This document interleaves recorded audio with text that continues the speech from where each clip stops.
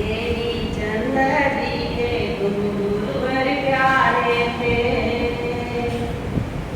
माता उषा बाई की आंख के तारे थे।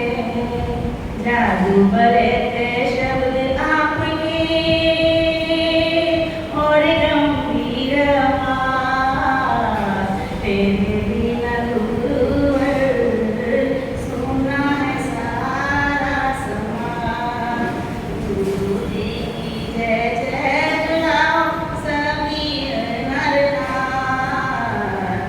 रघुवीर जय जय बोलो सभी नर नार। आज कहाँ हो चलता फिरता तीर्थ हमारा।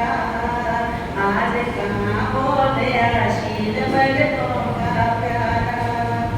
राह दिखाने वाला सबको रहबर कहाँ है आज। तेरे बिना गुरुवर सुना है सारा समाज। आज गुरु जी का जन्म दिवस है वंदन बारंबार। गुरु जी की जय जय बुलाओ सभी नर नार। सच्चाई के अटल पुजारी गुरुवर तुम थे। सब वर्गों के दिल की बातें सुन लेते थे। आप ही थे गुरुदेव हमारे सबके सिर के ताज। आज जन्मदिन आज जन्मदिन वंदन बारंबार। आज जन्मदिन वंदन बारंबार। अति निराशा सी छाई हर एक मन में। देख देख कर के आई हर एक मन में। पार लगा कर कितनों को की गया वो धर्म जहान। तेरे बिना गुरुवर सुना है सारा समाज। आज गुरु जी का जन्म दिवस है वंदन बारंबार। सब मिल जय जय बुलाओ सभी नर नार। गुरु जी की जय जय बुलाओ सभी नर नार। जय गुरु जी।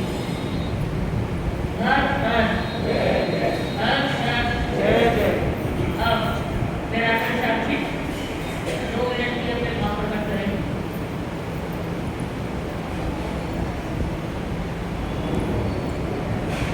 बोलिए आचार्य सम्राट पूज्य श्री आनंद ऋषि जी महाराज की जय। मेरी आस्था के आयाम श्रद्धे गुरुदेव श्री एवं मम जीवन निर्मात्री गुरुनिमया एवं श्रमणी वृंद के चरणों में कोटिशः नमन के उपरांत उपस्थित श्रद्धालुगण।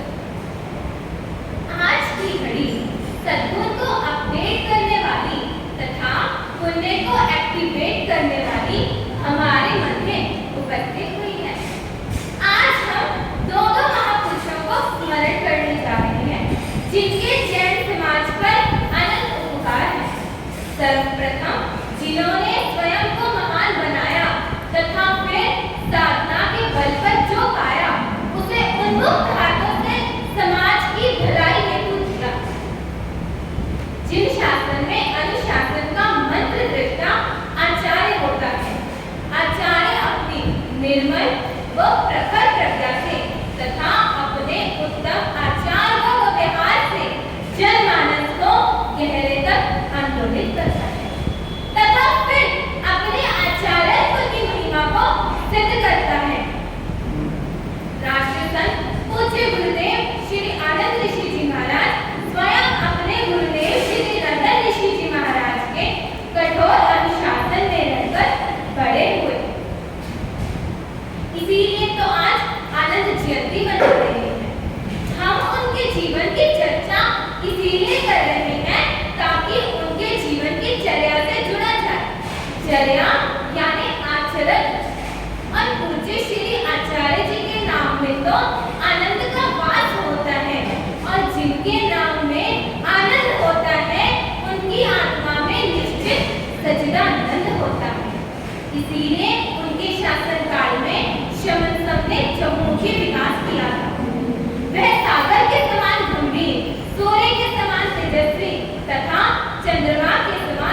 निर्मल व शांत स्वभाव भी थे। इसीलिए आज आनंद जयंती मना रहे हैं ताकि गदगद हुआ जा सके, आनंदित हुआ जा सके। और यकीन मानना, जो गुरु महिमा को गाकर आनंदित हो जाते हैं, गदगद हो जाते हैं, उनके शुभ कर्म पुण्य जागृत हो जाते हैं। आज तो हमारे दोनों हाथों में लगी है, यानी भक्ति के इजहार का, खुशी के पारावार का सिर्फ एक ही कारण नहीं है, दोनों कारण हैं। और दूसरे हैं जो हम सब के रब हैं, वो एक ऐसे रब हैं जिनकी बदौलत ही हम सब हैं।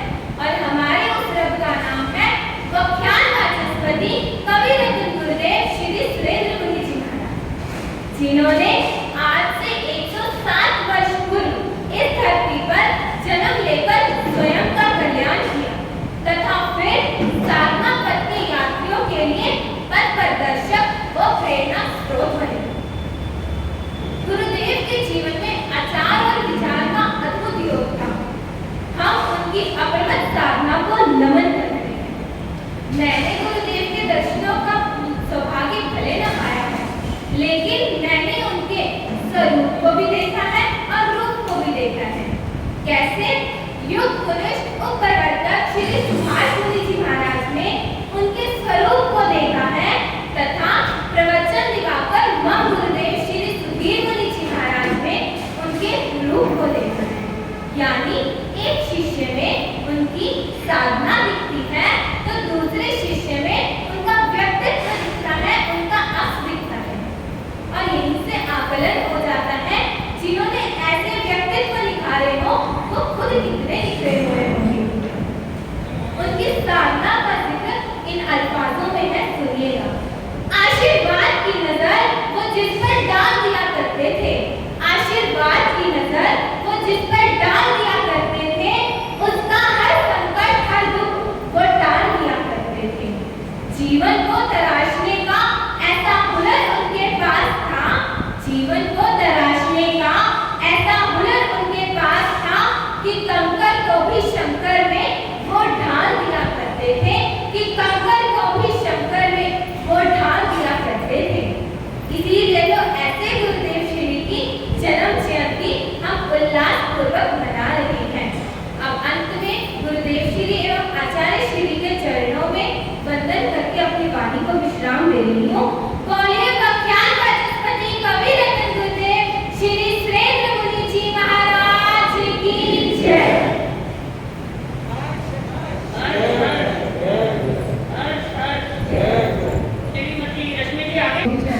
गुरु जी के चरणों में कोटि कोटि वंदन। आओ अपने गुरुदेवों का अपने मन में ध्यान करें, आओ अपने गुरुदेवों का अपने मन में ध्यान करें। होना है गुणगान हमें तो इनका हम गुणगान करें, होना है गुणगान हमें तो इनका हम गुणगान करें। इनकी वाणी को सुनने सभी आचरण में भी लाए सभी। आओ अपने गुरुदेवों का ये बहुत ऊंचे भावों में रहते सदा, पढ़ते रहते हैं जिन वाणी को ही सदा। समता साधक है ये, ज्ञानोपासक है ये, समता साधक है ये, ज्ञानोपासक है ये। सबके मन को भाई है ये, सबके मन को भाई है ये। इनसे लेकर ज्ञान प्रभु का इनका हम सम्मान करें, इनसे लेकर ज्ञान प्रभु का इनका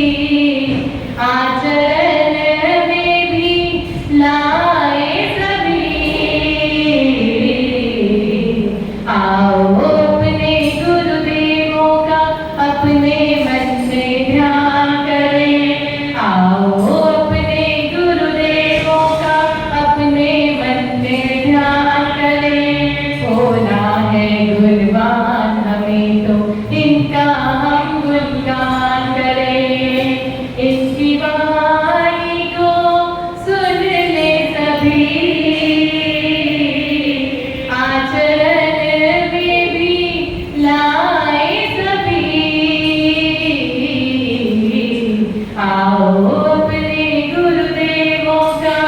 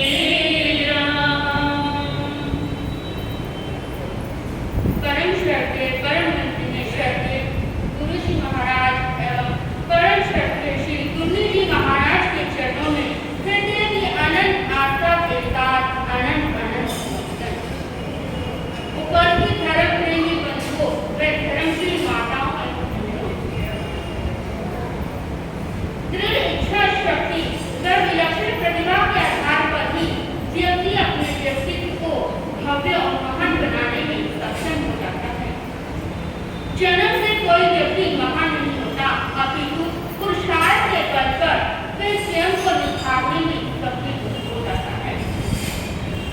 आज हम एक ऐसे ही महान आचार्य प्रवर को स्मरण करने जा रहे हैं, जिन्होंने अपने तीव्र मेधा शक्ति, स्वाध्याय, ध्यान, सेवा के बल पर अपने आप को तो उन्नति के शिखर पर आसीन किया ही, साथ ही साथ जनमानस को भी गहरे तक आंदोलित व प्रभावित किया और जन जन की श्रद्धा को पाया। जन जन के दिल में बसे वो आचार्य महान थे, जन जन के दिल में बसे वो आचार्य महान थे, जन जन की श्रद्धा के केंद्र वो आनंद भगवान थे, वो आनंद भगवान थे। हमारे यहाँ 3 प्रकार के आचार्यों का वर्णन आता है। पहले शिल्पाचार्य, दूसरे कलाचार्य और तीसरे हैं धर्माचार्य। हम यहाँ पर आज धर्माचार्य की बात करने जा रहे हैं। नकार मंत्र के 3 पद पर आसीन आचार्य तीर्थंकर परंपरा का प्रतिनिधित्व करते हैं। कहा भी है कि तीर्थ तमोश्री, अर्थात आचार्य तीर्थंकर तुल्य होता है।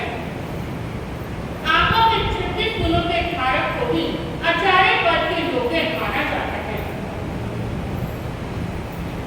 जिनमें ये गुण होते हैं वही आचार्य पद को सुशोभित होता है। आचार्य में 8 संपदा विशेष रूप से होनी चाहिए। जो 8 संपदा वान होता है वही जिन शासन में आचार्य मनोनीत किया जाता है। पहली संपदा है आचार्य संपदा। आचार्य आचार्य की कल्पना ही नहीं करता, अपितु उसके व्यवहार से आचार्य अर्थ को प्राप्त होता है, यानी कि उसके व्यवहार में आचार्य परिभाषित होता है। आचार्य के व्यवहार में ही आचार्य परिभाषित होता है। वह स्वयं तो पंचाचार का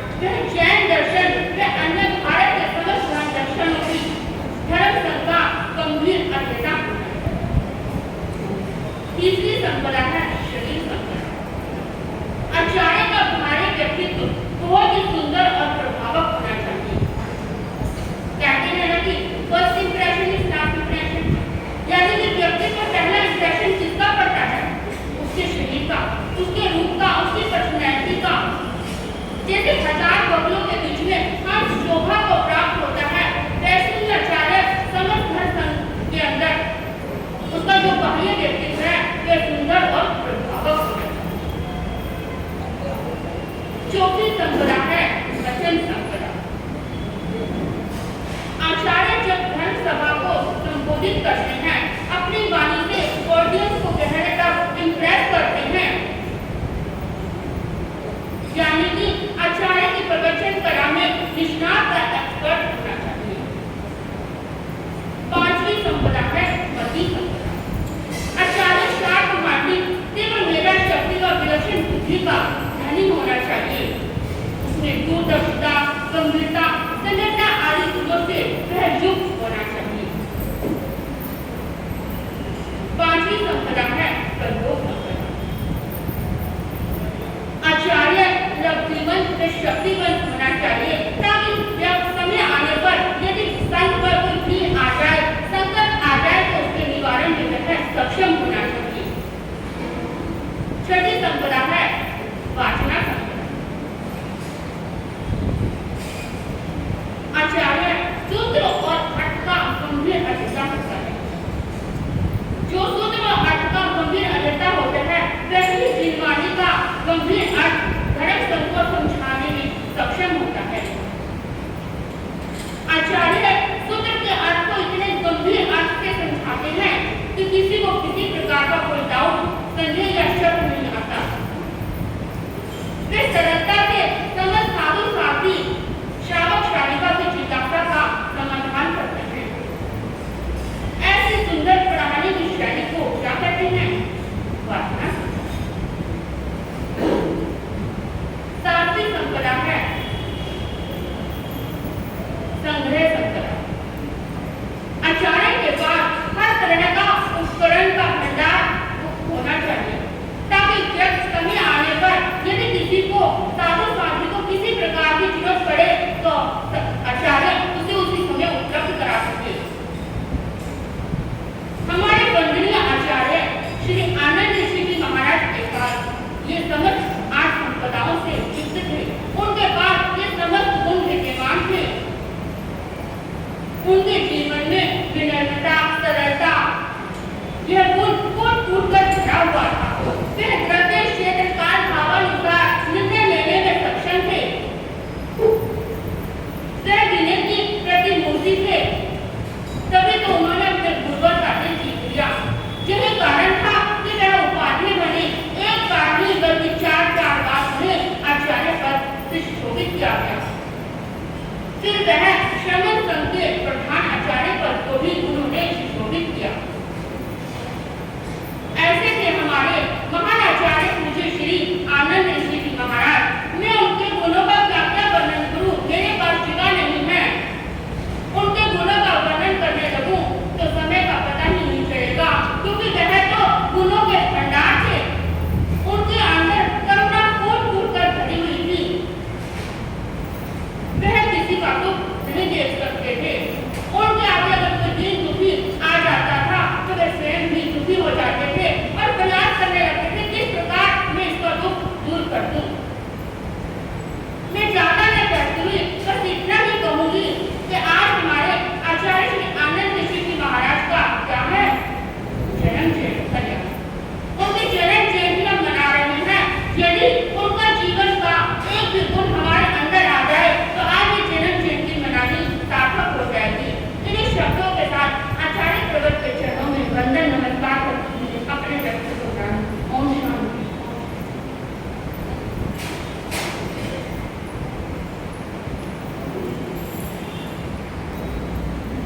पूज्य गुरुदेवों के चरणों में मेरा कोटि वंदन और सभा में उपस्थित सभी प्रियजनों को मेरा सादर जय श्री।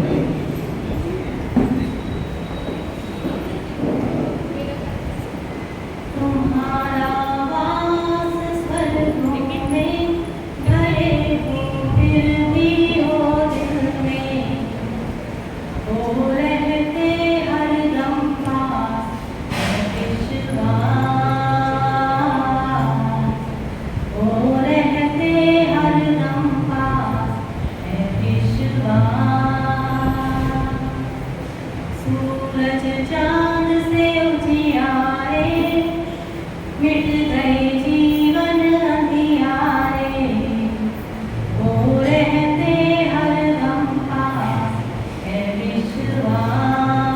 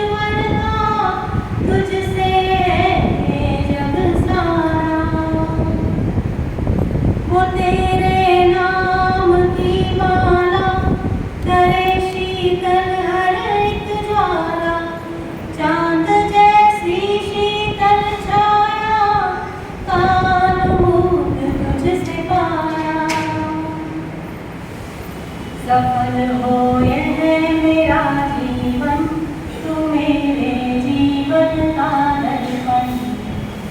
वो रहते हरदम पास है विश्वास, वो रहते हरदम पास है विश्वास। मधुर शुभ नाम है पावन, गुरु सुरेंद्र गुरु आनंद। जो करते जाप है इनका, उनके मिट जाते हैं हर गम। जन्मदिन है इन गुरुओं का, इनकी महिमा को गाना है। मेरे सतगुरु हैं रब जैसे, ज़माने को बताना है। बरसता मेघ की भांति उनकी अनुकंपा का सावन। वो रहते हरदम पास है विश्वास, वो रहते हरदम पास है विश्वास। हिमालय सा है तू ऊंचा, समंदर से भी है गहरा। रूप तू तो है ईश्वर का, तुझसे है ये जग सारा। वो तेरे नाम की माला करे शीतल हर एक ज्वाला।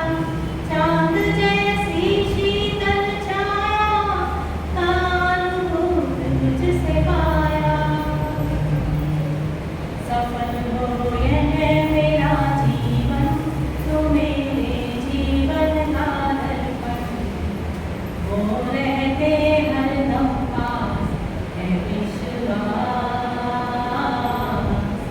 वो रहते हरदम पास है विश्वास। तुम्हारा वास स्वर्गों में, भले हो फिर भी हो दिल में। वो रहते हरदम पास है विश्वास। सूरज चांद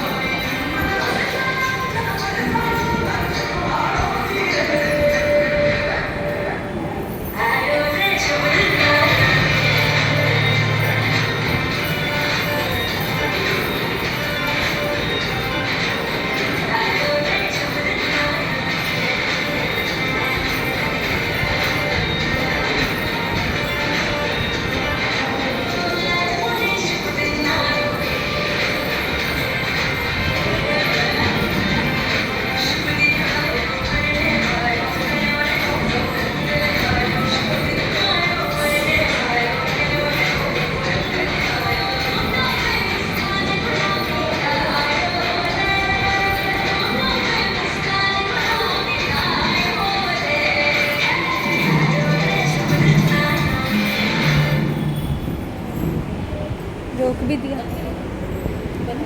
किसने रोका है? चलो तैयारी की, लेकिन मौका मिल गया है, अभी आधा ही हुआ था, लेकिन चलिए बच्चों ने बहुत अच्छी तैयारी की। बहुत बहुत साधुवाद। इनके धार्मिक नए उत्तरोत्तर शिक्षकों को पढ़े, ऐसे हम बच्चों की प्रति मंगल कामना करते हैं। इनके भजन से खुश होकर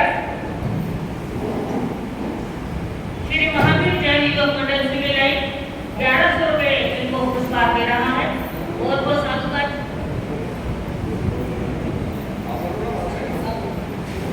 और 500 रुपया श्री विक्की जी जो हमारा से आए हुए हैं वो दे रहे हैं। और तो साधुवाद जिनके धार्मिक भावनाओं में उत्तरोत्तर वृद्धि हो, उन्होंने बच्चों को पुरस्कृत किया।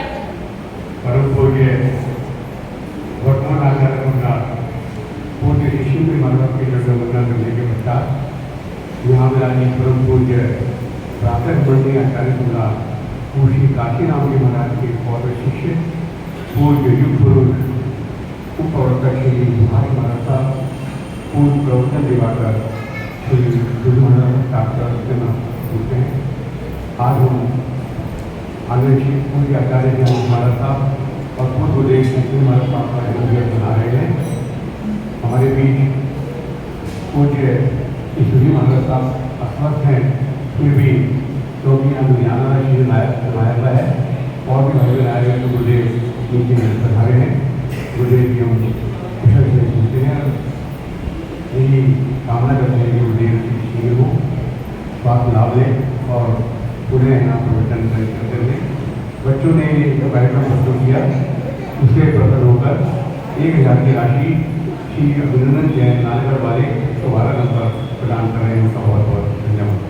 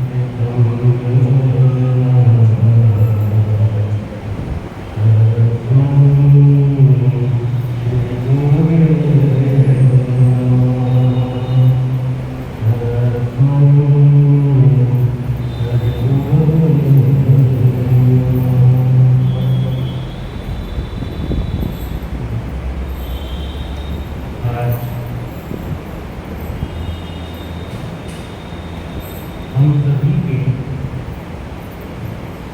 भाग्य को पुण्य को जगाने की एक घड़ी है जब महान पुरुषों के जीवन वृत्त से जुड़ा जाता है। उनके गुणों का गान इस जुबान से किया जाए और कानों से सुना जाए। ये दोनों ही बातें हमारी पुण्य को जागृत कर देती हैं। जीवन की कुछ बातें आपके सामने रखूं।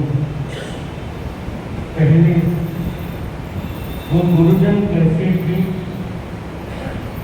उस मुतल्लक कुछ गुनगुनाना चाहता हूँ।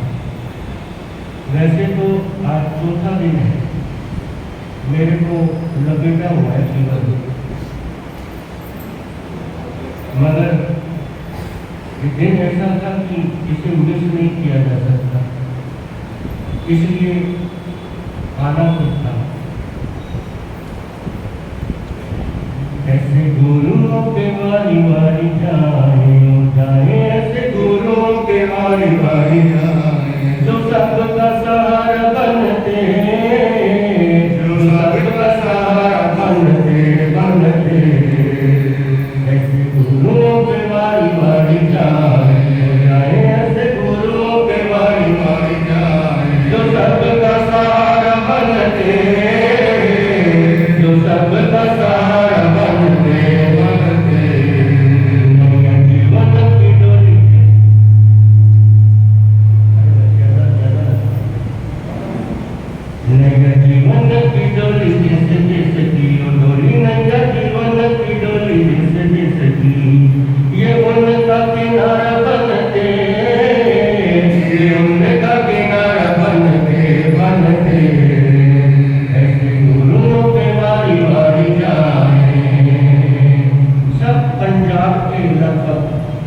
चालू बैठे।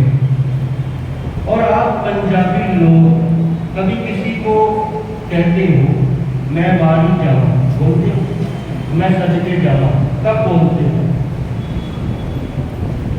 जब किसी पर आपको बड़ा दुलार आता है, प्यार आता है, और उसके मुतल्लक कहते हो जिसने हमारा बड़ा कुछ किया होता है। तो ऐसे गुरुओं पे आज बारी बारी इसलिए जाएंगे हम क्योंकि इन गुरुओं ने हमारा कुछ नहीं किया, सब कुछ किया है। बाकी तो संबंधी कुछ ही कर पाते, कुछ, मगर गुरुदेव सब कुछ करने वाले होते। इसलिए ये पंक्तियां हैं, खुद तेरे और सब को तिराया, खुद तेरे और सब को तिराया, सुनाई वाणी महावीर की, जो भी शरण में आए उनकी तो जगाई सोई तकदीर की। पथ धर्म का सबको दिखाया, दिखाया पथ धर्म का सबको दिखाया, वो प्रेम की धारा बनते, वो प्रेम की धारा बनते बनते, ऐसे गुरुओं पे मारी मारी जाए हो जाए, ऐसे गुरुओं पे मारी मारी जाए, जो सबका सहारा बनते, जो सबका सहारा बनते बनते। और दोनों ही महान पुरुष सर्वप्रथम आचार्य देव पूज्य श्री आनंद ऋषि के बारे में। कभी उनके चित्र को ध्यान से देखना, क्लोज फेस वाली उनकी जो चित्र है, और उस चित्र के बीच में उनके नेत्र को देखना, नेत्रों को कभी नोटिस करना आंखों में कितना तेज था, एक रुआब था, जैसे सिंह की आंखों के बीच में आंख से आंख डालकर कोई नहीं देख सकता, ऐसे तप का साधना का तेज किनका था? आचार्य आनंद ऋषि महाराज का। और ये तेज केवल तेज ही नहीं, करुणा भी थी, वात्सल्य भी था, अनुकंपा, प्रेम, इन सारे के सारे सद्गुणों का नेत्रों में सम्मिश्रण था। कृपा की नजर जिस पर डाल देते, हमारे मालेर कोटला, आप में से अगर किसी की रिश्तेदारी हो, और मेरे भी साधु जीवन का सबसे पहला चतुर्मास मालेर कोटला ही हुआ। आचार्य भगवत श्री आनंद ऋषि जी महाराज जब पंजाब पधारे तो देखिए कितनी अद्भुत बात है, बड़े बड़े क्षेत्रों को छोड़कर उनका चतुर्मास का हुआ। इससे अंदाजा लगा लो कैसी वो धर्म नगरी रही होगी उस जमाने में। वहां पर एक श्रावक थे राममूर्ति लोटिया,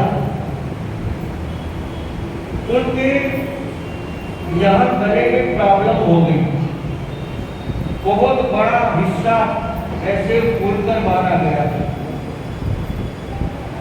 डॉक्टर को दिखाया, डॉक्टर ने कहा ऑपरेट करना पड़ेगा और कोई सलूशन नहीं। राममूर्ति लोटिया लुधियाना ऑपरेशन कराने के लिए राजी हो गए। आचार्य देव के चरणों में आए, निवेदन किया, बनते ऑपरेशन कराने जा रहा हूं, मंगल पाठ की कृपा करो। आचार्य देव बोले ऑपरेशन किस बात का? बोला कि ये देखो कितना बड़ा, जिसको पंजाबी में क्या बोलते, कीड़े बोलते, इतना बड़ा हिस्सा गले से फूलकर मारा गया। ऑपरेशन के अलावा कोई और ऑप्शन नहीं। आचार्य भगवान बोले चल ऑपरेशन को तुम करा ले, डॉक्टर के पास चला जा, मगर मंगल पाठ सुनना है तो थोड़ा मेरे करीब आ। करीब आ गए। आचार्य देव ने मंगल पाठ सुनाया, उनके यहाँ पर हाथ रखकर सुना और कहा, राममूर्ति पहले घर जाना, उसके बाद, क्योंकि वो तो सीधी तैयारी करके आए थे। अब उस जमाने के शराबत कोई किंतु परंतु नहीं, जो आचार्य देव ने कहा सिर्फ बात। ये भी नहीं पूछा घर किस लिए जाना है, सारी तैयारी करके आया हूँ, गाड़ी नीचे खड़ी है, बस लुधियाना जाना है। पहले घर जा, उसके बाद खुद राममूर्ति लोटिया उनकी जुबानी हमारे सामने बैठकर उन्होंने ये घटना सुनाई कि गुरुदेव गजब हो गया। आचार्य भगवान कुछ श्री आनंद ऋषि जी महाराज यहाँ पर हाथ रखकर पाठ पढ़ते चले गए। अब ये नहीं पता उन्होंने पढ़ा क्या, नहीं पता, मगर माहिर कोटला स्थानक की जैसे जैसे मैं पौड़ी नीचे उतर रहा हूँ, वो चीज अंदर जाती जा रही है और मैं यूं टच करके देख रहा हूँ, और कम और कम। और उन्होंने कहा घर पे जाके फिर कहाँ जाना, और कहते गुरुदेव जिंदगी का ये चमत्कार है, घर तक जाते जाते सारा कहा चला। फिर भी तसल्ली के लिए डॉक्टर के पास गए तो डॉक्टर कहते हैं, भाई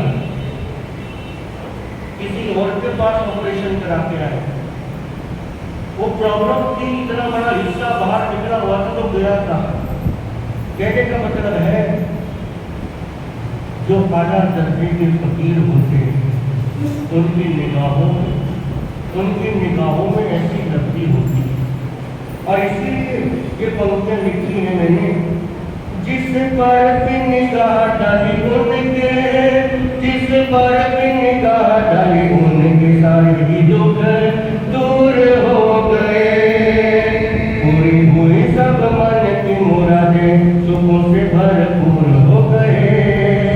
वो तो भगत जनों के सदा ही वो तो भगत जनों के सदा ही भगत का सितारा बनते, भगत का सितारा बनते ऐसे गुरुओं पे बारी बारी जाए, ऐसे गुरुओं पे बारी बारी जाए, जो सबका सहारा बनते, जो सबका सहारा बनते। सर्वप्रथम हमारे सुधर्मा स्वामी भगवान के पाठ पर विराजने वाले आचार्य देव श्री आनंद ऋषि जी महाराज और दूसरे महान पुरुष ने मेरे जीवन को तराशने, या यूं कहूं कि मेरे समूचे जीवन का निर्माण करने वाले, मेरे जीवन के कलाकार कह दो, जीवन के परमात्मा कह दो, व्याख्यान वाचस्पति पूज्य श्री सुरेंद्र मूर्ति महाराज, दोनों ही महापुरुष इस समय कहाँ हैं?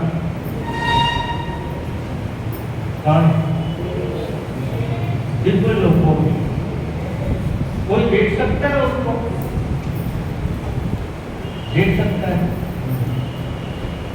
आपने वो लाइन सुनी है, जाने वाले कभी नहीं आते, जाने वालों की याद आती, ऐसा सुना है। लेकिन मैं कहता हूँ जाने वाले आते, जाने वाले आते हैं, बुलाने वालों में दम चाहिए। जाने वाले आते हैं, बुलाने वालों में दम चाहिए। दम का मतलब है कि जब मन की तार जुड़ जाए, रोया रोया जुड़ जाए, जुबान नहीं, जब हृदय पुकारने लग जाता है, तो गुरु भगवत दिव्य लोकों में जाने के बाद भी कृपा वहीं से बैठकर बरसाते हैं। लगता ही नहीं कि बहुत लाखों करोड़ों मील जाकर स्वर्गों के बीच में बैठे, लगता ही। इसलिए इन पंक्तियों में जो फलसफा है जाके दूर बैठे भले स्वर्गों में, जाके दूर बैठे भले स्वर्गों में, दिलों में पर मौजूद है। वहीं बैठ के निहाल हमें घर से अलग उनकी खूब है। कभी सारथी और कभी साथी, वो साथी कभी सारथी और कभी साथी, वो सच में हमारा बनते, वो सच में हमारा बनते बनते। ऐसे गुरुओं पे बारी बारी जाए, हो जाए ऐसे गुरुओं पे बारी बारी जाए, जो सबका सहारा बनते, जो सबका सहारा बनते बनते। बाकी के सहारे दुनिया के साथ निभाएंगे, इस बात की कोई गारंटी नहीं। और मेरे ख्याल से आप जितने यहाँ मेरे सामने बैठे हो, अपने अतीत में झांक कर देखना, जिस पर भरोसा किया होगा, यकीन किया होगा, अपना माना होगा, उनमें से किसी न किसी ने हमारे भरोसे को जरूर तोड़ा है। आप आज देख लो, अपने अकेले में बैठकर सोचे और कहते हैं दुनिया वालों से दिल लगाओ, दुनिया वालों से दिल लगाओगे तो दिल टूटने की 100% गारंटी है। दिल किसका टूटेगा? किसका? जिसने दुनिया वालों से क्या लगाया, जिसने दुनिया वालों से दिल लगाया। और पंक्तियां कुछ समझ में आ रही हैं, जाम पर जाम पीने से क्या फायदा, रात को पी सुबह को उतर जाए। कितना भी बड़ा नशेड़ी हो, कितने भी पेन लगा ले, रात को पी लेगा, सवेरे को नशा क्या हो जाएगा? रात को पी सुबह को उतर जाएगी। जाम पे जाम पीने से क्या फायदा, रात को पी सुबह को उतर जाएगी।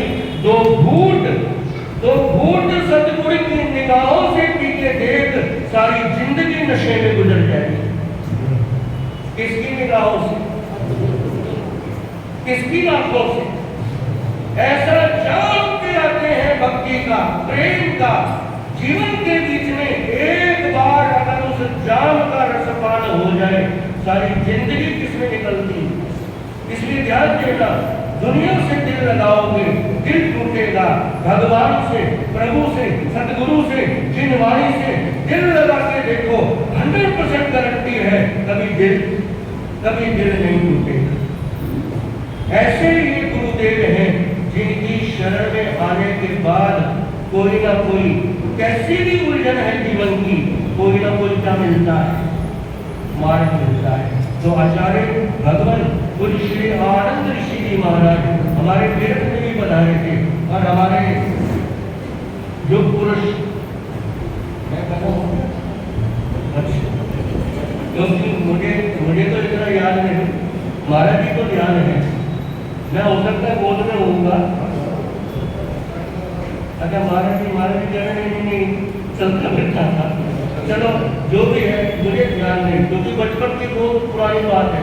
महाराज साहब उनके खुल के जाती, लेकिन अगर मेरा जन्म हो चुका था तो ऑब्वियसली उनके चरणों के स्पर्श का सौभाग्य तो इस माथे को भी मिला होगा। और एक चीज मैं महसूस करता हूँ, आपके दिल्ली के बीच में, आपके इस क्षेत्र के बीच में कितने ऐसे श्रद्धालु हैं जिनकी भक्ति की तार किससे जुड़ी, आचार्य भगवान पूज्य श्री आनंद ऋषि जी महाराज से जुड़ी है। ऐसे ऐसे श्रद्धालु मैं देखता हूँ, नाम लेने की देर है, हृदय के बीच में भक्ति का एक सैलाब उमड़ता क्या होता है दिखलाई पड़ता है। तो ऐसे आचार्य देव, और सबसे खुशी की बात, जितने भी उनके मानने वाले हैं, उनको पूजने वाले हैं, पूरे भारतवर्ष के बीच में इस बार सभी श्रद्धालुओं ने उनको क्या दिया, ऐसा प्यारा उपहार दिया। सही मायने के बीच में इस इसे कहते हैं भक्ति का इतिहास। भैया पहले मेरी तबीयत नहीं ठीक था। इसे कहते हैं भक्ति का, प्रेम का, आस्था का इजहार। और ऐसा इजहार श्रद्धालुओं ने किया। आयुर्वेद तक के द्वारा आचार्य देव के चरणों में अपनी क्या रखी, अपनी भावांजलि रखी। तो ऐसे महामहिम श्रवण संघ के द्वितीय पट्टधर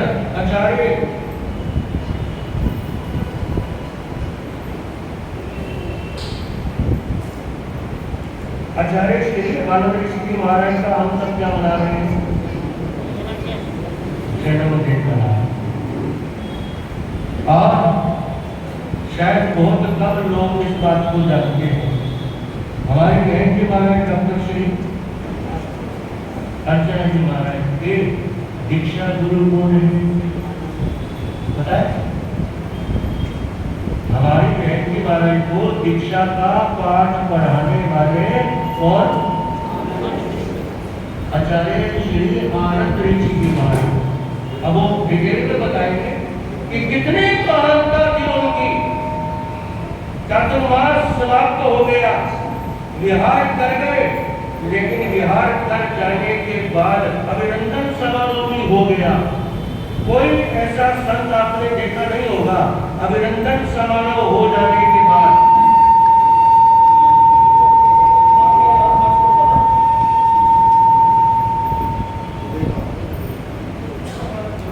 विदाई समारोह हो जाने के बाद संत वापस आ जाए।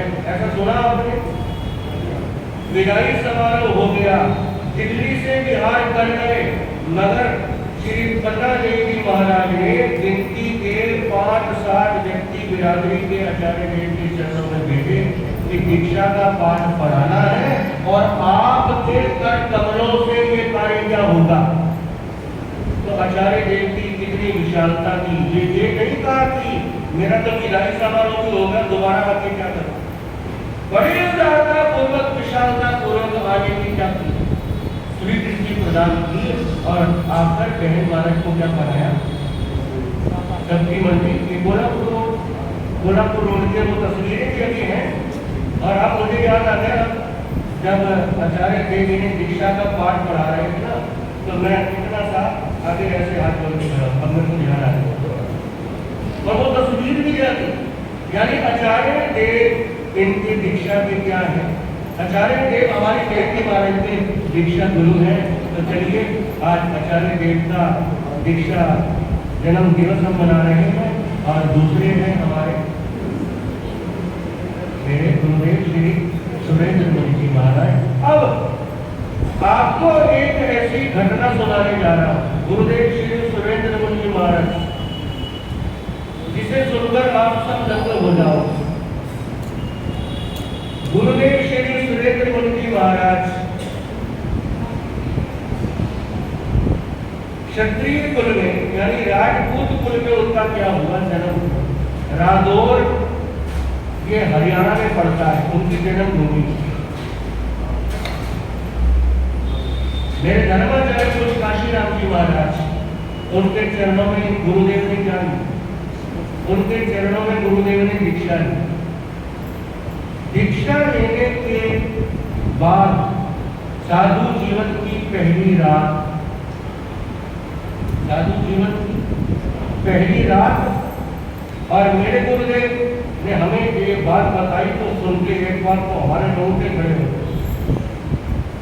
दीक्षा का माहौल समाप्त हो गया, जहाँ जहाँ की बिरादरी आएगी सब अपने अपने चले गए, समारोह समाप्त हो गया, एक सुबह गया, सूर्यास्त हो गया, धीरे धीरे रात गहराने लग गई, सभी संत निद्रा के आगमन में चले गए। मेरे गुरुदेव श्री सुरेंद्र मुनि जी महाराज बताते हैं कि सभी संत सो गए, मगर मुझे क्या नहीं आई? नींद नहीं आई।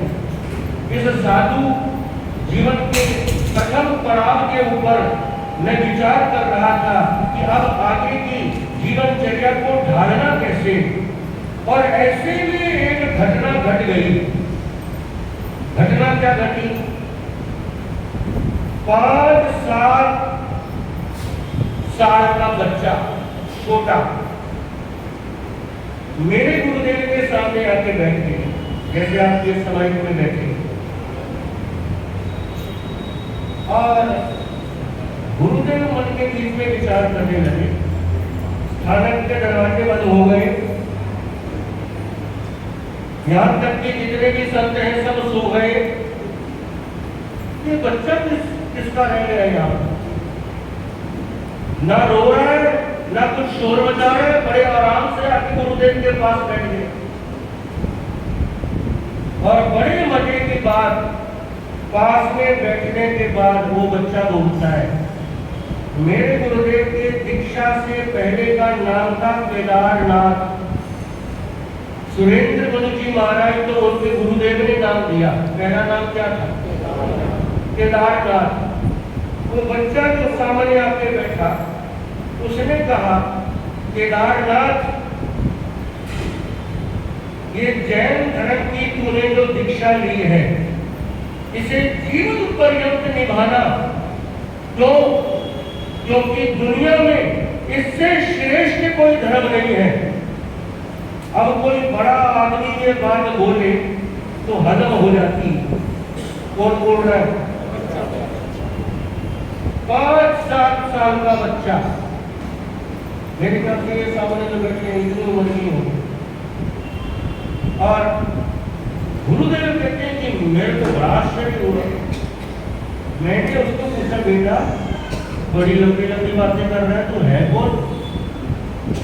तो कहते हैं वो बच्चा, वो बालक मुस्कुराने लगे, और मुस्कुराते हुए उसने मेरे गुरुदेव से कहा, तुम्हारा क्या ख्याल है? मैं बच्चा हूँ? मैं बालक हूँ? मैं बालक नहीं हूँ। गुरुदेव ने पूछा कि तो है कौन? बोला, बालक के रूप में आया हूँ, ताकि तुम डर ना जाओ।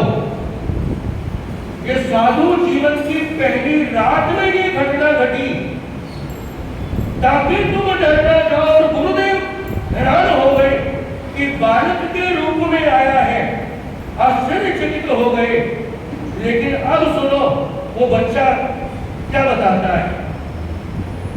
केदारनाथ, हम पिछले जन्म में 4 सन्यासी थे। ये बात कौन कह रहा है? ये वो बच्चा कह रहा है।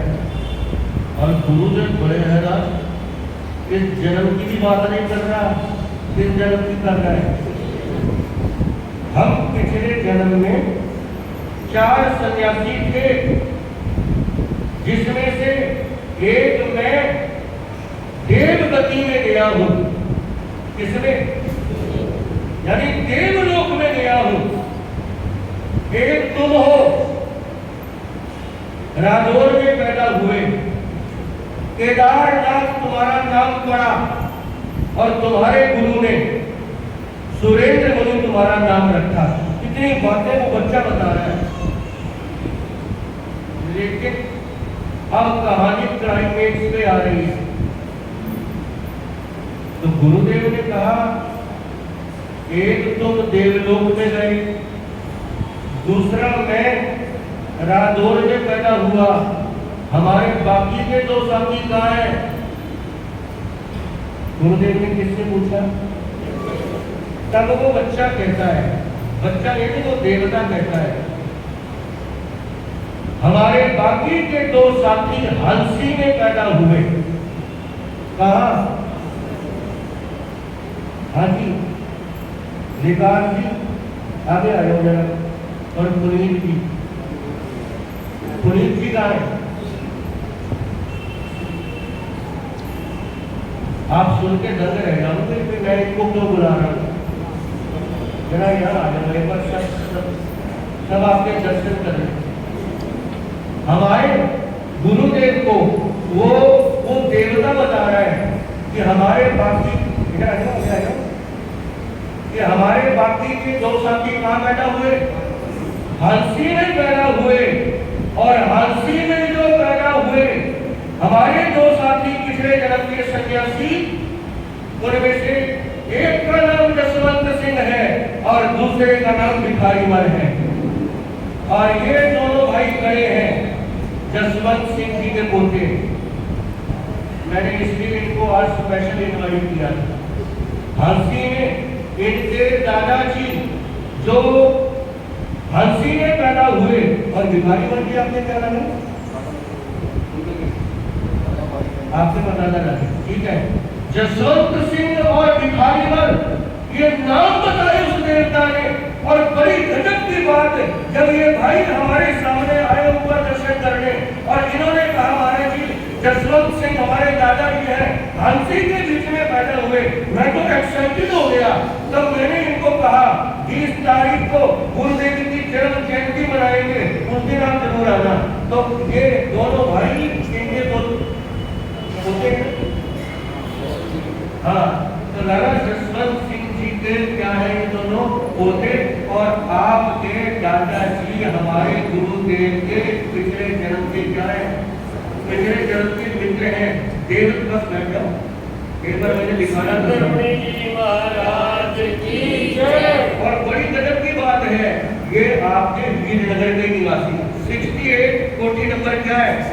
68 हंसी में इनके दादाजी पैदा हुए। और तब उस देवता ने बताया कि कुरुक्षेत्र में जो सरोवर है, आप कभी कुरुक्षेत्र गए होंगे, कुरुक्षेत्र के बीच में जो सरोवर है, उस सरोवर ब्रह्म सरोवर के निकट एक वट वृक्ष के नीचे बैठकर हम चारों सन्यासी क्या करते थे? साधना करते थे, तपस्या करते थे।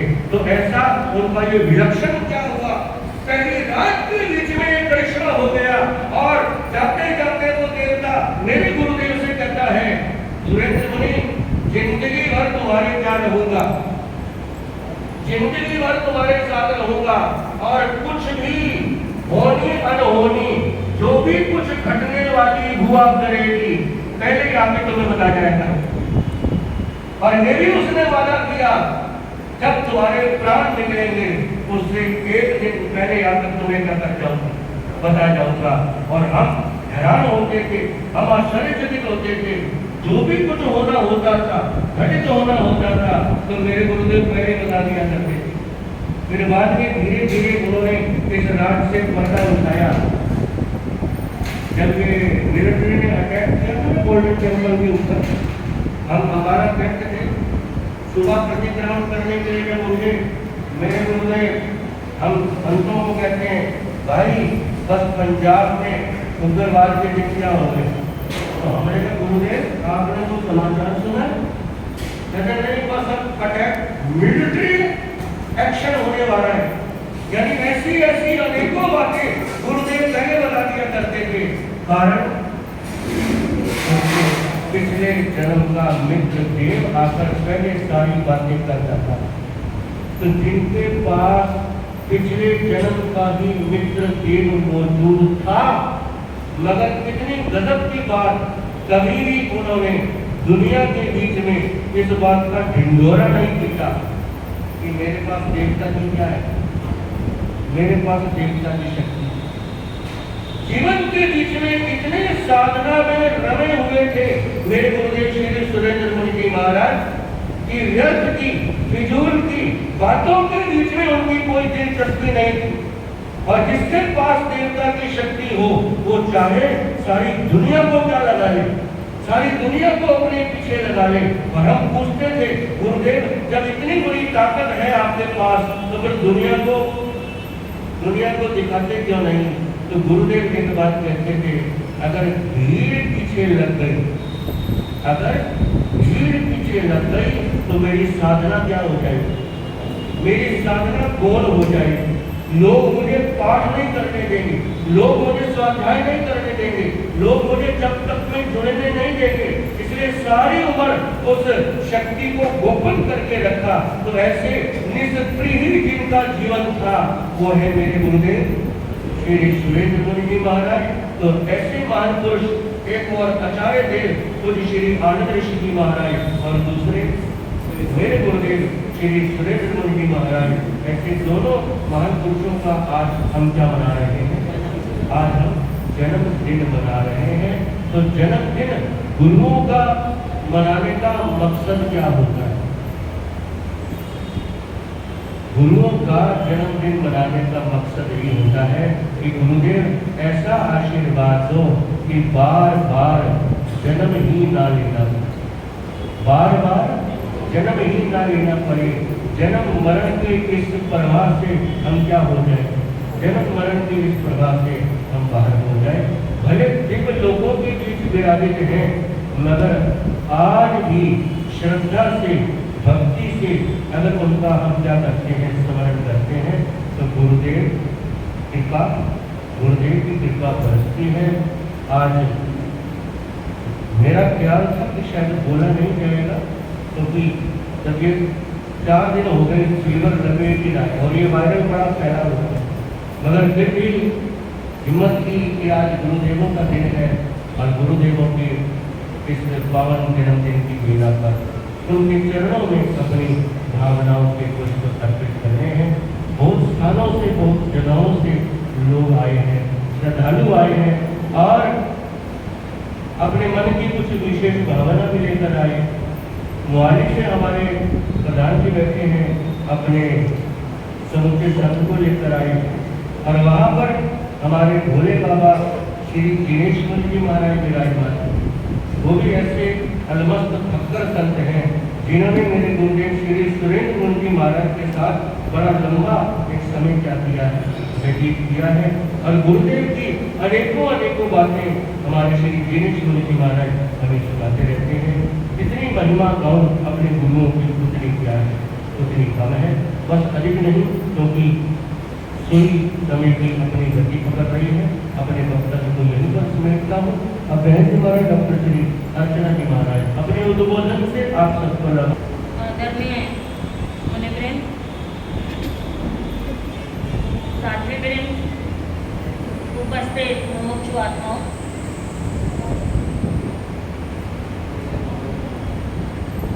महावीर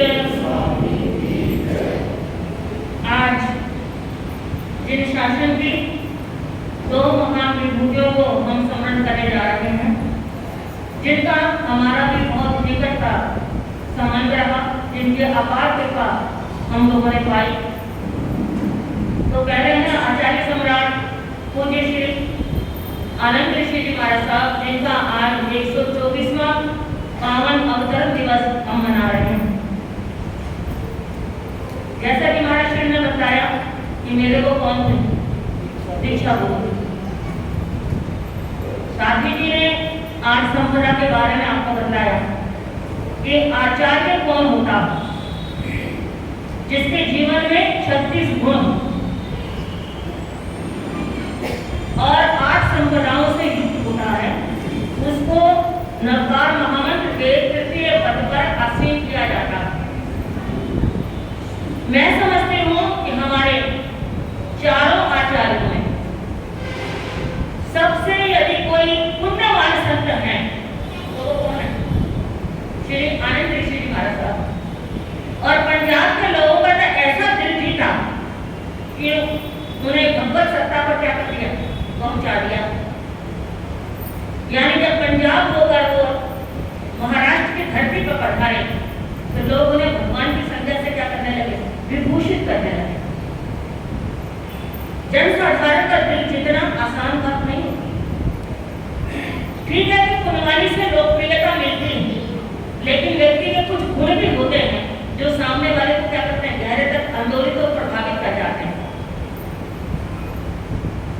आचार्य श्री ने ये सारे गुण विद्यमान महामंत्र नवकार के 3 पदों का उन्होंने स्पर्श किया। पहला है नमो लोए लौखाउना, फिर नमो उपजायान और फिर नमो अरेलिया। इन 3 पदों का उन्होंने स्पर्श किया। पहले वो ऋषि संप्रदाय के छोटी अवस्था में आचार्य बने। उसके बाद जब 1933 अजमेर सम्मेलन के अंदर आचार्य सोमनाथ जी महाराज ने जब सब एकता का बिल्कुल बताया कि अब समय आ गया है कि सभी स्थानवासी परंपरा के जितने भी आचार्य हैं एक झंडे के नीचे आ जाएं, ताकि शासन की क्या उन्नति हो। तो 5 संप्रदाय जाती थी उस समय, और 5 संप्रदायों में आनंद ऋषि जी महाराज साहब ने भी त्याग पत्र दिया, पहले 5 ने दिया, और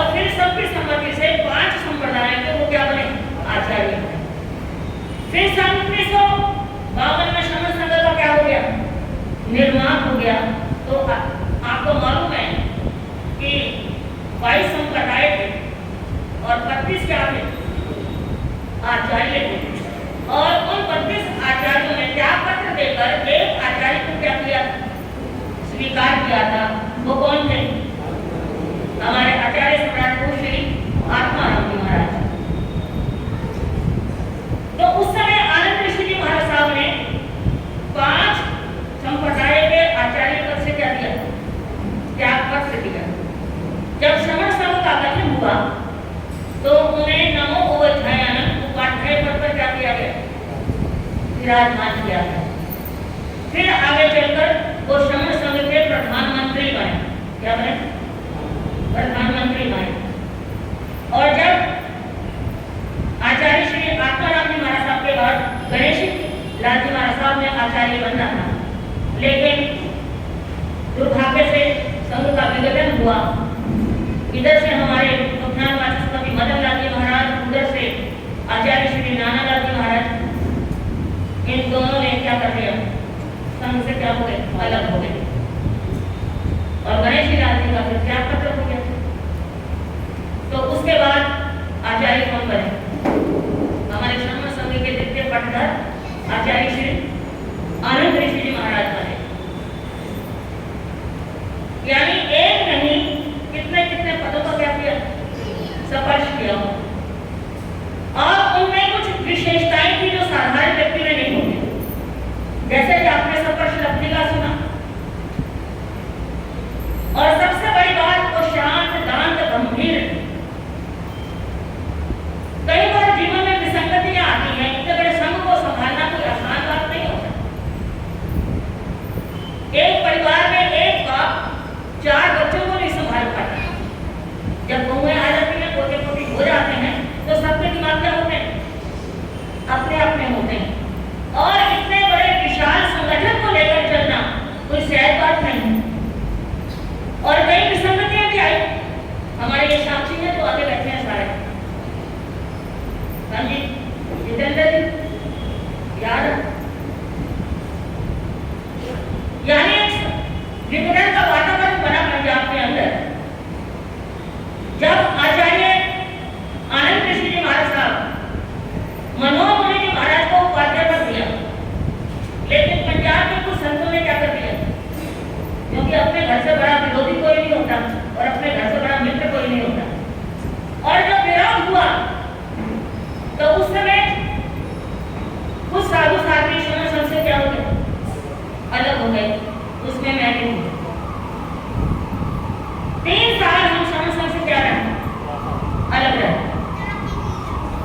और आज तो इतनी जनमानस में श्रद्धा नहीं, लेकिन आचार्य आनंद ऋषि जी महाराज का विरोध करना बहुत भारी, क्योंकि जन जन की वो आस्था में क्या थे, केंद्र। और बाद में जाकर सन 86 में 83 में टूटा और 86 में क्या हो गया, मिलन हो गया।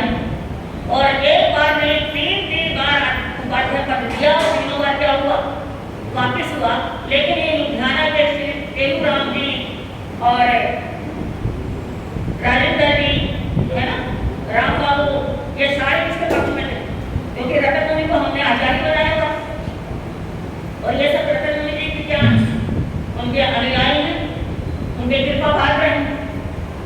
तो 86 के अंदर संघ एक हुआ और सन 85 में एक वातावरण बना।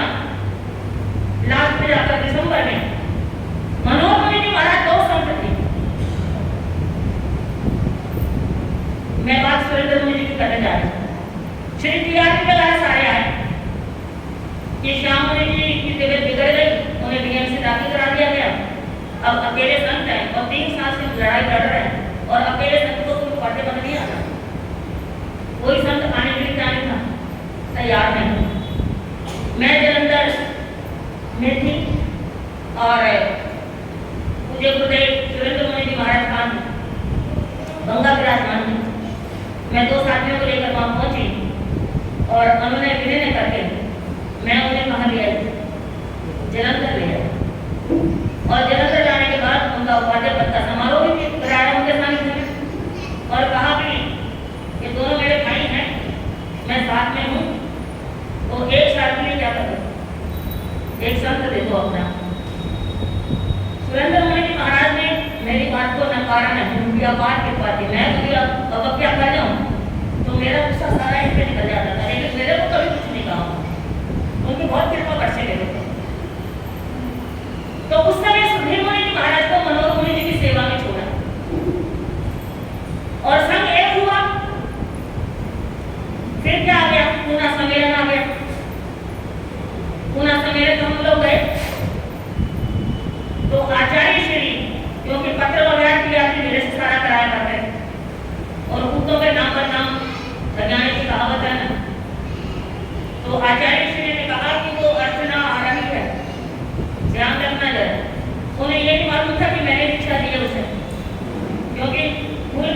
सालों की बातें बोली। जब मैं येरोडा जेल पहुंची तो 70-72 सखियां मुझे लेने के लिए आई और आदमी 4-5 थे, बहनें 4-5 थी और साथियों का क्या था, पूरा झुंड था। मैं हैरान, मैंने कहा बड़ी अच्छी व्यवस्था है महाराष्ट्र की कि इतने साथियां लेने के लिए आई। तो उनके बीच में एक इंद्र कुमार जी हमारे साथ थे जो दिल्ली पधारे थे, वो मेरे परिचित थे। जब मैंने उनको वंदना की तो बोले अर्चना तू है? तो मैं तो हमारे साथ क्या हुआ, कहते हम आचार्य देव के घर बैठे थे कि वो अर्चना आई है पंजाब से, उसको जरा ध्यान से क्या करना टैकल करना। और मैंने कहा भैया ऐसे तो मैं हूँ नहीं कि मतलब इतना रहमी था, तभी 70-72 सखियां मुझे लेने आई। और जब मैं पहुंची मैं पता लगा कि ये वही अर्चना जिसको मैं दीक्षा दे के आया था, तो बोले मेरा ही लगाया हुआ बूटा या मेरे को ही आंखें दिखा रहा था। तो चलिए तो हंसी खिलौने की बात है, परिस्थितियां बनती हैं। और मैं पूरा सम्मेलन जानबूझ के गई थी कि ताकि जाकर उन चरणों से मैं क्या कर सकूं, क्षमा याचना कर सकूं। क्योंकि जब पक्ष विपक्ष आता है तो सत्य एक तरफ होता है और व्यक्ति का पक्ष क्या होता है, सामने होता है। और उसमें कभी कभी हम अवज्ञा भी कर जाते हैं। तो उस अवज्ञा की सारी क्षमा याचना मैंने पूरा सम्मेलन में जाकर आचार्य देव से की और आचार्य देव ने बड़ी उदारता पूर्वक यानी अपने कृपा दृष्टि क्या करी मेरे को बरसाई। और जैसा कि सुधीर मुनि जी बता गए कि सन 1970 का उनका चतुर्मास कहा था बड़ौद के अंदर दिल्ली महासंघ में विदाई दे दी थी। और विदाई देने के बाद हमारे गुरु जी का एक पत्र गया था और रावलपिंडी बिरादरी के 5 व्यक्ति गए, जिसमें पिंडीदास जी थे, विशेषण दास जी थे, चानन नाम थे, एक हमारे प्रीतम जी थे। ऐसे 5 व्यक्ति पहुंचे थे और एक पत्र था। आप उनका बरकत देखिए, उनकी उदारता देखिए कि हम जैसे नकारे भी कहते हैं कि 10-15-20 बंदे आने चाहिए, लेकिन जितना बड़ा व्यक्तित्व होता है उतना ही वो विनम्र होता। और आचार्य श्री ने कहा मुझे कोई विनती की आवश्यकता नहीं, महासुखी जी का पत्र आया है, भले ही मैंने विदाई ले ली है लेकिन मैं जरूर पहुंचूंगा। और आए दीक्षा की और शक्तिनगर मेरी बड़ी दीक्षा हुई, कोल्हापुर रोड मेरी दीक्षा हुई, पूरा कार्यक्रम संपन्न किया, अपने मुखारविंद से दीक्षा पाठ किया, बड़ी दीक्षा का पाठ पढ़ा के अगले दिन को क्या हो गया यानी मध्य प्रदेश की धरती को पधार लिए थे। शुजालपुर का जाकर क्या हुआ, चतुर्मास हुआ। तो ऐसे बंदे आचार्य देव जिनके कितने गुण गाए उतने क्या कम है, घटनाएं बहुत है उनके जीवन में, हम जितने सुनाए उतने कम है। लेकिन कुछ बातें आज मैं बोलूंगी क्योंकि आज का वातावरण बड़ा कलुषित है, गुमराह किया जा रहा है समाज में लोगों को, क्रियाओं के नाम पर तोड़ा जा रहा है। और आचार्य देव ने मेरी दीक्षा में पढ़ाए तो ध्वनि वर्धक यंत्र का प्रयोग नहीं करते, उन्होंने बाद में जाकर 2 साल बाद माइक खोला था। तो मेरी दीक्षा पर पंजाब के उपाध्याय प्रवर्तक शेरे पंजाब प्रेमचंद जी महाराज, तो सारी दीक्षा मेरी प्रेमचंद जी महाराज ने संपन्न की और दीक्षा पाठ प्रेमी बंदे का पाठ किसने दिया था। लेकिन ऐसे ही बरकत बैठे स्टेज के ऊपर, लेकिन उन्होंने ये नहीं कहा प्रेमचंद जी महाराज को कि आप माइक का उपयोग नहीं करें।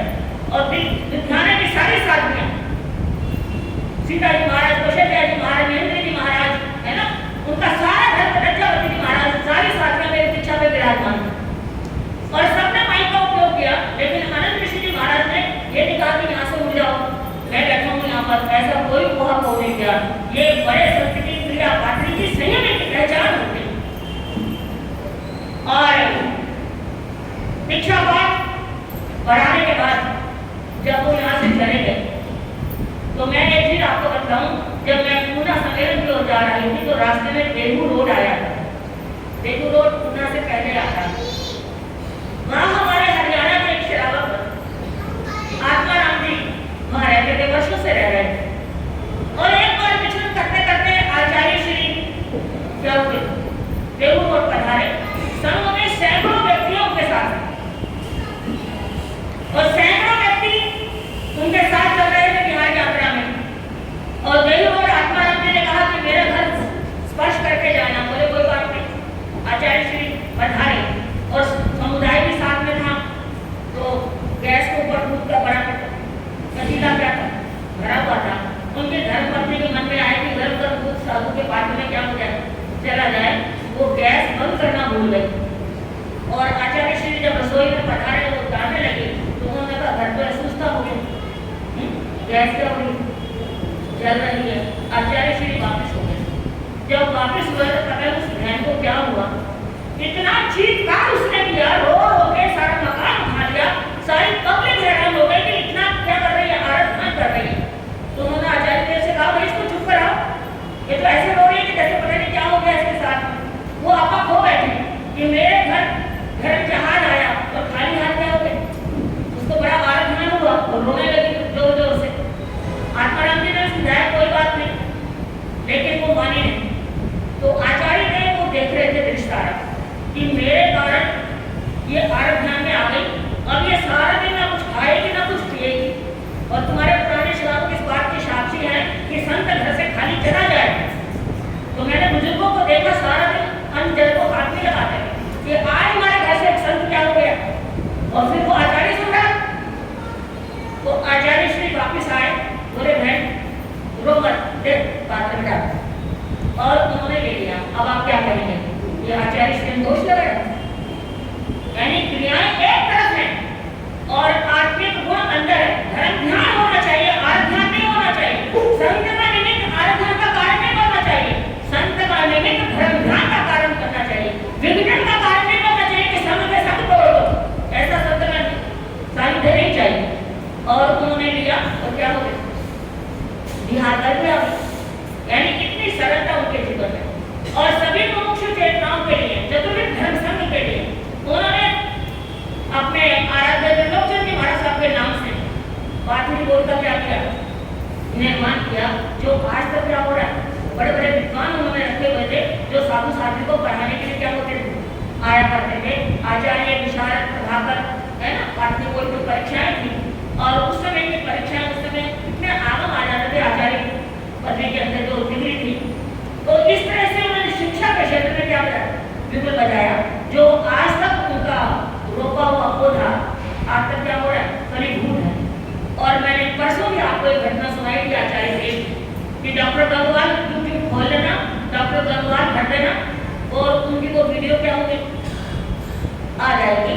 जब नासा के वैज्ञानिकों के साथ, जर्मन की रिसर्च स्कॉलर के साथ वो शोध कर रहे थे, और ओशो के आश्रम से उन्होंने साई शिवरी में कहाँ जाना था, साईं बाबा के आश्रम में जाना था, साईं बाबा का कोरा उन्होंने लेना था। लेकिन रास्ते में जब पाथरी बोर्ड से उनकी गाड़ी निकली तो उस जर्मन के बेटे ने उन्हें क्या कर दिया था, डॉक्टर गंगवाल को बोला कि जाओ, यहाँ कोई महापुरुष है, उसका कोरा मुझे क्या कर रहा है, प्रभावित कर रहा।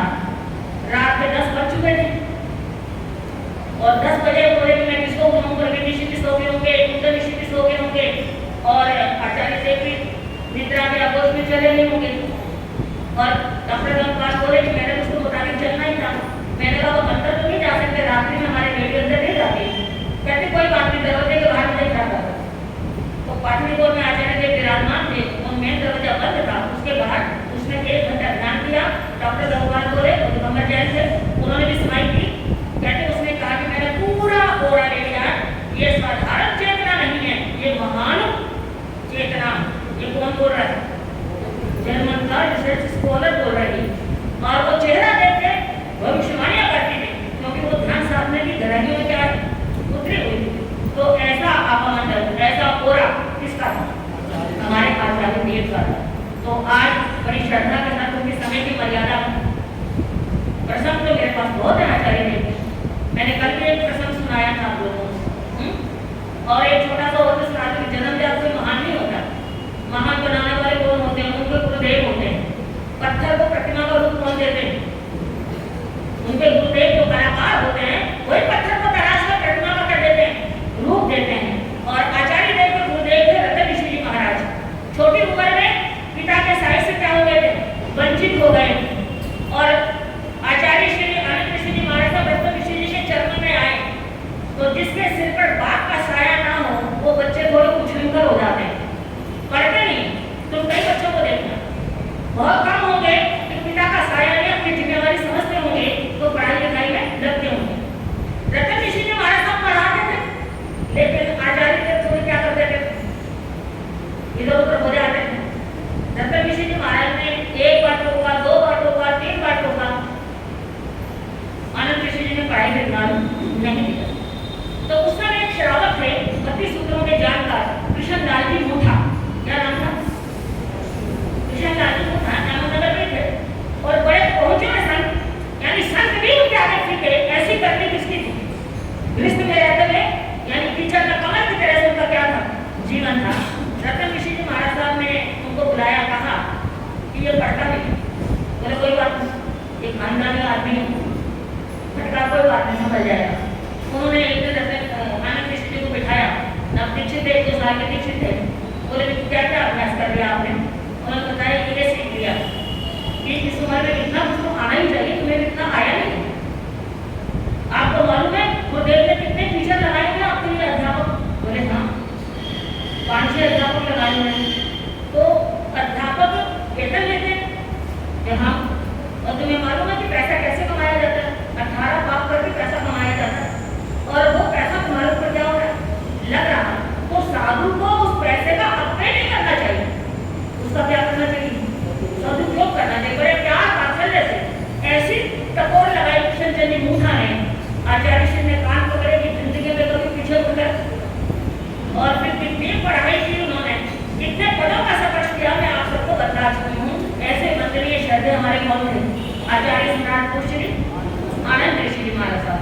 अब दूसरे हैं बखान वाचस्पति कवि श्री सुरेंद्र मुनि जी महाराज। आप लोगों ने सुन लिया सारे के बातों में कि उनके पास पूर्व जन्म का क्या था? देवता आता। हमारे पीठमपुरा में सुदर्शन मुनि जी महाराज के शिष्य श्री अरुण मुनि जी महाराज के नाम विराजमान। ये अरुण मुनि जी सुरेंद्र मुनि जी के वैरागी रहे, यहाँ आके नहीं रहे, लेकिन वैरागी इनका लगाया होता था। 81 का चतुर्मास बठिंडा में था। तो जब रात को संवर पोषित करते थे तो वो देखते थे कि दिन में तो ये 3 है, रात में 4 कैसे हो जाते हैं। एक दिन रात में आँख खुली तो 2 व्यक्ति को बात करते देखा और 2 संत सोए हुए हैं। वीर मुनि उस पार्टी में सोए हुए हैं और सुरेंद्र मुनि को 2 बातें कर रहे थे।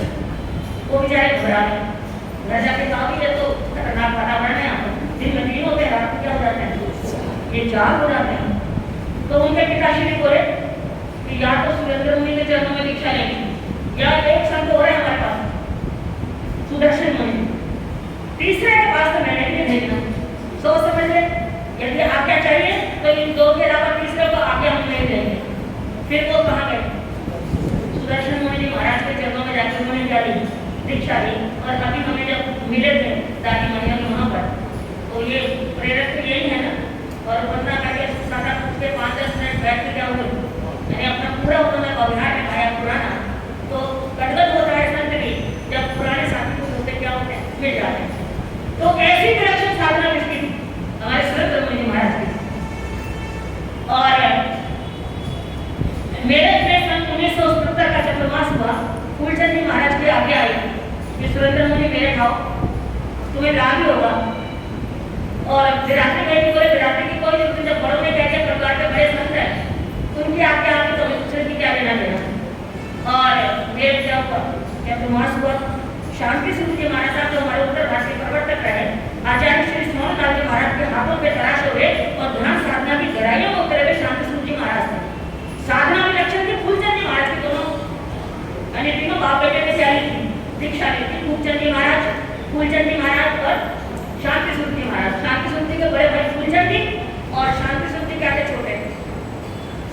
एक कमरे में दोनों के पाटे लगे हुए थे। जब चतुर्मास समाप्त हुआ तो शांति सिंह जी महाराज जब विदाई दी तो उन्होंने एक शब्द कहे सुरेंद्र मुनि जी महाराज के प्रति कि सुरेंद्र मुनि, मैं पिछड़ गया और तुम क्या हो गए? आगे निकल गए।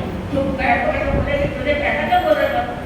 बोले नहीं, मेरे को था कि मैं 12 बजे के बाद आसन खड़ा नहीं करता, 12 बजे मैं उठ जाता हूँ ध्यान साधना के लिए, लेकिन मैं जब ही उठा तो मुझे बैठे मिले।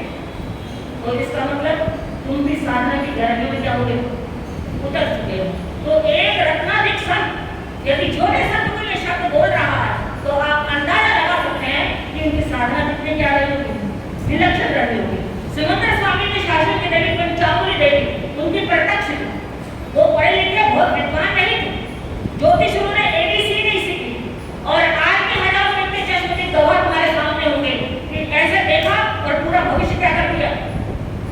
बोल दिया, क्योंकि उनको पंचांगुली क्या थी, और जिसका पंचांगुली पहलवान हो जाए, बड़े बड़े जोशी हैं, उनसे पूछना, वो सारे पंचांगुली की क्या करते हैं, साधना करते हैं। तो ऐसी साधना जिसकी विलक्षण थी और चेहरा देखकर जो बात बोल दी, दुनिया की ताकत नहीं थी, उस बात से क्या हो जाए, पीछे हट जाए। और जब मैं वीर मुनि जी को लाई थी, तब वो बोले नहीं करते तेरे घर में तेरे हट्टे जड़े में जो मर्जी करते नहीं बोलता तेरे बीच में, लेकिन एक बात कान खोल के सुन ले। और उन्होंने जो भविष्यवाणी की थी ना, अक्षर अक्षर मेरी जिंदगी में घटित हुई और उसका परिणाम मैंने भोगा। तो कहने का तात्पर्य कि ऐसे कार्य साधना की गहराइयों में उतरे हुए संत थे। पंडित शुक्राचार्य महाराज ने उनके जीवन को तराशा था।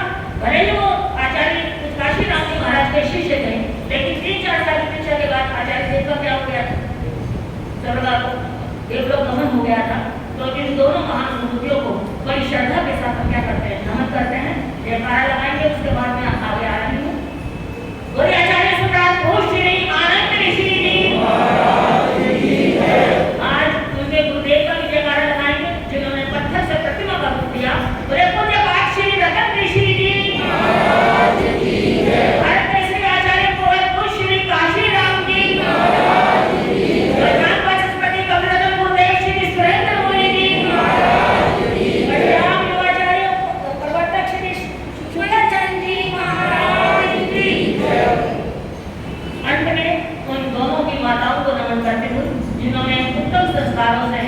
संस्कारित किया। उनके नमन करने के बाद हमें आगे आ रही हूँ। आज हमारे बीच में लुधियाना श्री संघ और लुधियाना श्री संघ के अध्यक्ष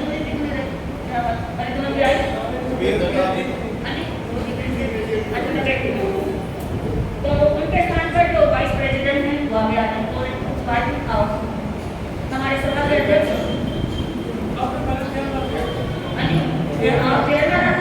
मेरा निवेदन है प्रधान जी से कि कृपया आपका स्वागत करें।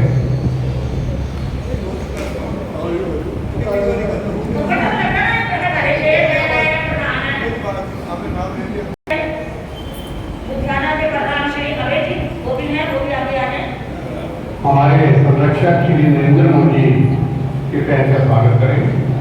नरेंद्र मोदी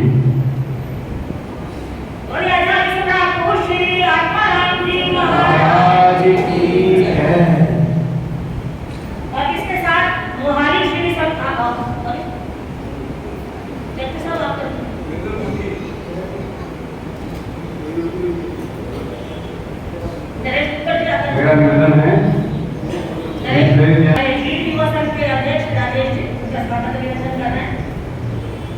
ऐसे जैसे वो मोहाली के अध्यक्ष श्री अशोक जी को आगे आ रहे हैं। श्री अनिल जी 140 नंबर आए। श्री पिंकीला जी आए हैं, वो भी आगे आ रहे हैं। हमारे कोषाध्यक्ष श्री अजय जी से निवेदन है कि आए पर आपका श्री दिनेश मुनि जी महाराज की जय।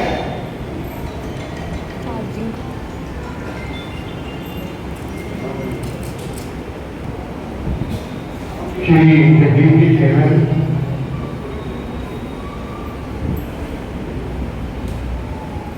और जहाँ जैसे धार्मिक बंधु पढ़ाए सभी के लिए बहुत मंगल कामना। समय की सीमा है, हमने बात करेंगे। सिविल लाइन श्री संघ के महामंत्री श्री प्रमोद जी उपस्थित हैं, उनका मैं स्वागत कर रहा हूँ। मैं यहाँ का मंत्री हूँ, वो आए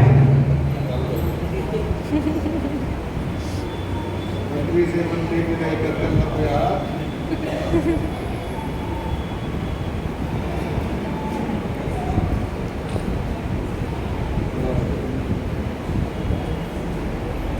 महामंत्री प्रमोद जी अपने विचार रखेंगे। आएंगे राजकर भूषण जी हो गया, ये आपने करना, आप करेंगे।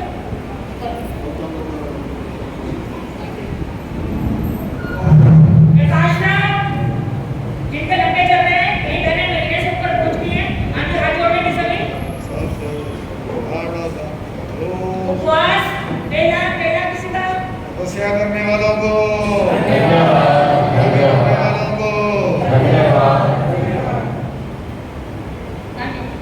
महामंत्री प्रमोद जी बोले जाए भगवान पूज्य गुरुदेव श्री अनंत ऋषि जी महाराज की। पाठवा विराजमान परम श्रद्धा परम पूज्य युग पुराण पुरुष प्रवर्तक पूज्य गुरुदेव श्री सुभाष मुनि माता प्रवर्तक भास्कर पूज्य गुरुदेव श्री स्थिर मुनि माता जी। भगवती स्वरूपा भारत संघ ने श्रद्धा महासाध्वी की अर्चना माता खाना पान सभी पावन में गुरुजनों के पावन चरणों में तो ध्याना जी संघ सिविल लाइन की ओर से हम कोटि कोटि वंदन नमन करते हुए हार्दिक हार्दिक स्वागत करते हैं। हमारा परम सौभाग्य है कि हमें फिर एक बार वीरनगर की इस धर्मशाला पर आने का सौभाग्य प्राप्त हुआ है।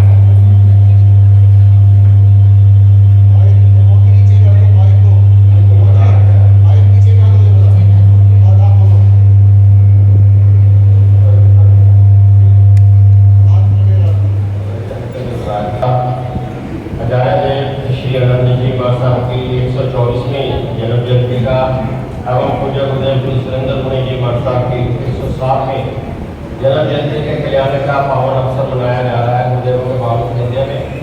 और गुरुदेवों ने बहुत ही संदर्भ में जो है सुंदर वाक्यात के साथ उनके जीवन के संदर्भ में सुंदर बातें हमारे आगे रखी हैं। पूज्य श्री अनंत ऋषि जी साहब के संदर्भ में भी मैं कुछ कहना चाहता हूँ। बहुत कुछ कहा जा सकता है, पढ़ने लिखे जा सकते हैं, किताबें लिखी जा सकती हैं, परंतु शमस संघ के ऊपर जितना कार्य उन्होंने किया है किसी अन्य संत ने कर नहीं सकेगा। जब उनका गुरुदेव का आचार्य भगवान श्री आत्माराम जी महाराज का स्वर्गवास हुआ तो यही वो संत थे जो सुदूर महाराष्ट्र से चलते हुए पंजाब तक और पंजाब के बाद जम्मू तक पधारे। समस्त श्री संघों को, समस्त संतजनों को जो बिखरे हुए मोतियों के समान थे उनको धागे के रूप में पहुँचते हुए उन्होंने एक माला पहनी और एक ऐसी सुदृढ़ माला हुई। संजावत आते रहे, बहुत कुछ होता रहा, परंतु आज तक लगभग 70 साल का ये जो इतिहास है इस श्रवण संघ का, उनका पूरा वो इतिहास है और जो सुदृढ़ता के साथ आगे बढ़ रहा है और बढ़ता ही रहेगा। तो ऐसे महान संत के चरणों में हम सब कोटि कोटि वंदन नमन करते हैं। पूज्य गुरुदेव श्री सुरेंद्र मुनि महाराज के चरणों में कोटि कोटि वंदन नमन करते हैं जिन्होंने ऐसे संत रत्न हमको दिए, समाज को दिए और हमको दीक्षा की शोभा को बढ़ा रहे हैं। पूज्य गुरुगण लगभग 3 सप्ताह पहले हम अपने श्री संघ के साथ यहाँ पर उपस्थित हुए थे, अपने भाव यहाँ पर रखे थे कि हमको 2024 के लिए आपके चंद्रमा की कृपा प्राप्त। लगभग हम लोग उस वक्त आपकी तरफ से आश्वासन तो मिला परंतु घोषणा नहीं हुई और हम लोग संख्या में भी कम थे, उचित भी नहीं था। तो महाराज जी का ऐसा आदेश हुआ कि आप जिसको आप लोग आओ देखेंगे। तो आज तक तो हम लोग 30-35 लोग जो अपने श्री संघों के साथ, अपने युवक संघों के साथ यहाँ पर आपके चरणों में उपस्थित हुए हैं। हमने विधिवत रूप से कार्यकारिणी की तरफ से पास किया हुआ है, आपके चरणों में प्रस्तुत किया हुआ है और आपकी तरफ से कुछ अभिभाषण भी मोटे मोटे रूप में मिला है, परंतु हम घोषणा नहीं कर सकते हैं। तो घोषणा करने का सौभाग्य हमको तभी प्राप्त होगा जब आपके पावन वाद से 2024 के लिए घोषित होगा कि उसका चंद्रमास होगा। तो पूज्य गुरु बंधुओं को और महासाध्वी के चरणों में श्री संघ सिविल लाइन की ओर से मैं भाव भरी विनती श्रद्धा के साथ, भक्ति के साथ करता हूँ। और मेरे साथ जो भी साथी आए हुए हैं, मेरी उनसे ही प्रार्थना है, हमारी जो बहनें हैं, लुधियाना की बेटियाँ हैं, वो भी हमारे साथ खड़ी हो सकती हैं हमारी अनुमोदन करने के लिए। तो श्री संघ आगे आ रहे, थोड़ा सा एक काम जरा दिख रहा है। मतलब गुरुदेवों के पावन चरणों में चंद्रमास 2024 के लिए श्रद्धा महासाध्वी माता को गुरुजनों के चरणों में विनती रखते हैं कि आप चंद्रमास की कृपा करें और हमारी जो जोड़ी है खुशियों से भर दें, धर्म की प्रभावना हो और हम चंद्रमास आपके चरणों में श्रद्धा भक्ति भाव से मिलाते हैं, आगे बढ़े। ऐसी हमारी आपके चरणों में कोटि कोटि वंदन करते हुए बेनती है। हमारे चेयरमैन श्री जितेंद्र जी, vice president Subhash ji, convener बिकल जी, आपके श्रद्धालु जन, युवक संघ सभी हम लोग उपस्थित हैं।